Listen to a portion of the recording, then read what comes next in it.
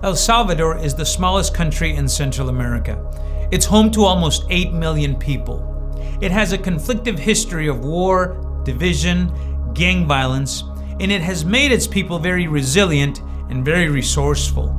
It's also incredibly open to the gospel. 2 weekends ago, I had the privilege of going with a team of 8 men and teenagers from our church to El Salvador for a week of ministry. Our week began in the Castillo del Rey Christian camp near Lago del Coatepeque in El Salvador. Our church was able to partially sponsor this event through your generous missions giving, and God moved in a marvelous way. On Thursday, our team shifted to Cojutepeque, where Pastor Adam Freinstein leads the Emmanuel Baptist Church and Emmanuel Baptist School. This exciting property is bustling with energy all week long. Our team was able to take part in some construction projects, visitation, midweek services, the school chapels, and some very unique cultural experience to say the least. Our highlight was our time with Adam and Esther Freinstein and their family. God is using them in a wonderful way in Central America. I want to thank you for praying for our trip, both for our physical safety and for spiritual vitality.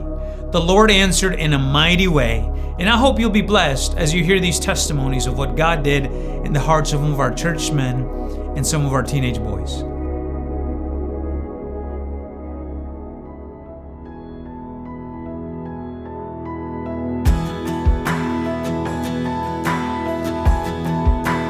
The first thing I noticed about El Salvador was it's hot, really hot, and I can wear Crocs here.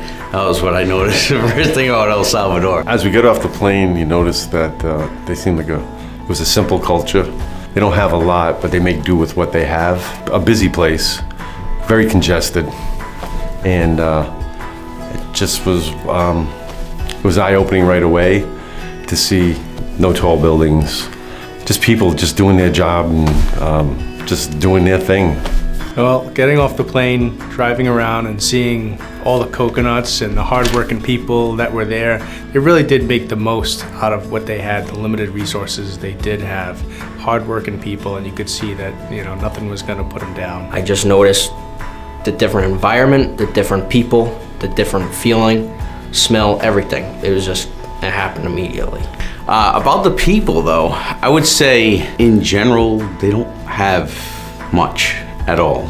Very, very poor conditions. One of the major things I noticed were just how much more difficult everyday things were. They didn't really have room or time for all the extras that we claim to be essential. It was interesting too to see some of the women with the big huge baskets on their head, and they could, hold up, it seemed like 500 pounds on their head. It was amazing.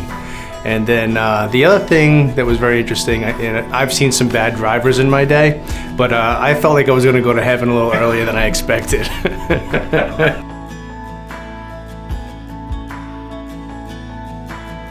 So my takeaway from Adam and Esther and their family is just their willingness to be there. God is working through them, doing a magnificent job. The church, the Holy Spirit's working in that church. God's working in that church.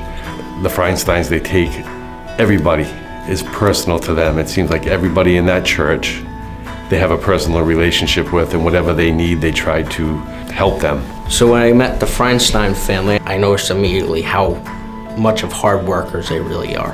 As soon as I saw them, I'm like, I want to help. I really want to help. I want to get whatever they have done.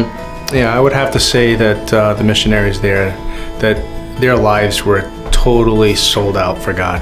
They were all in. It was interesting in the property how people came in the back of pickup trucks, grandmas, grandpas, whatever it took to get them there. Most of the church and school staff were younger adults just who have grown up in the church and are serving there at their local church and being an example to the next generation.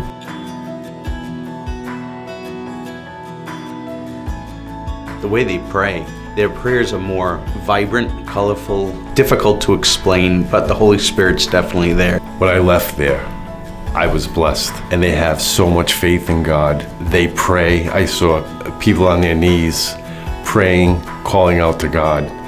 And that has stirred my heart even more to pray more and to be more faithful. When I went to this missions trip, God talked to me in a completely different way than I really would have ever thought of. He taught me how to have patience. He taught me that when I think I'm close to God, it's not enough. It's never enough. Throughout the rest of your life, you're always going to get closer to God. I'll provide you the steps. You need to follow me. My personal takeaway was just that it renewed my spirit to just press on, and He can do, great things through our sacrifices here.